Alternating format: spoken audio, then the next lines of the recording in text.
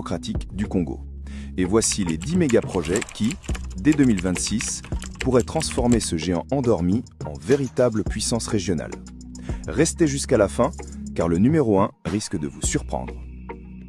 En 10e position, nous découvrons un projet qui ne fait peut-être pas la une des journaux, mais qui porte en lui quelque chose d'essentiel, presque symbolique. Il s'agit d'un barrage destiné à alimenter des zones longtemps laissées dans l'ombre. Un projet qui semble modeste quand on regarde sa taille, mais dont la signification va bien au-delà de sa puissance électrique. Ce barrage représente un premier pas, un premier souffle, vers un Congo rural qui s'illumine après des années d'attente et de promesses brisées. Et si ce n'est que la 10e place, imaginez ce qu'il vient après.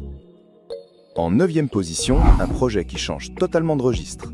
Cette fois, il ne s'agit pas d'eau ni de turbine, mais du soleil. Un soleil intense, présent 12 mois sur 12, et que le Congo commence enfin à transformer en énergie. Une immense centrale solaire capable de produire des centaines de mégawatts.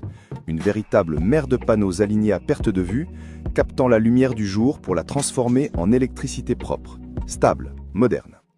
Ce projet ouvre la porte à une diversification énergétique longtemps attendue. Et ce n'est que le début, car le 8e projet pousse encore plus loin la vision d'un pays qui veut se connecter au monde. En 8e position, nous voyons émerger un corridor, un couloir stratégique qui relie la RDC à l'océan Atlantique en traversant plusieurs pays de la région. Une ligne de vie ferroviaire pensée pour transporter les minerais, les marchandises, mais aussi les espoirs d'un développement régional coordonné. Ce corridor n'est pas simplement une voie ferrée, c'est la promesse d'un Congo qui exporte plus vite, plus loin, au meilleur coût. Un Congo qui se libère des contraintes logistiques du passé. Mais ce n'est rien comparé à ce qui arrive maintenant, car le 7e projet touche à quelque chose d'encore plus symbolique pour tout un pays. En 7e position, nous arrivons à un projet capable de changer la carte du commerce africain.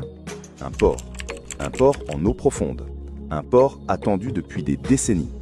Un port qui, enfin, donnerait au Congo un accès direct, souverain, maîtrisé à l'océan. Ce port est plus qu'une infrastructure, il est une affirmation, une proclamation de présence. Une affirmation que la RDC peut se tenir debout parmi les grandes nations maritimes du continent. Imaginez ce que cela représente. Des navires de classe mondiale accostant directement sur le sol congolais. Des marchandises entrantes et sortantes sans dépendre d'aucun pays voisin. Une renaissance commerciale. Et pourtant, ce n'est que la 7e position. Ce qui suit en dit long sur l'ambition du pays. En 6e position, nous entrons dans un domaine souvent oublié mais pourtant vital. Le transport intérieur.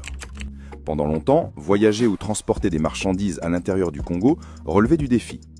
Routes impraticables, rails usés,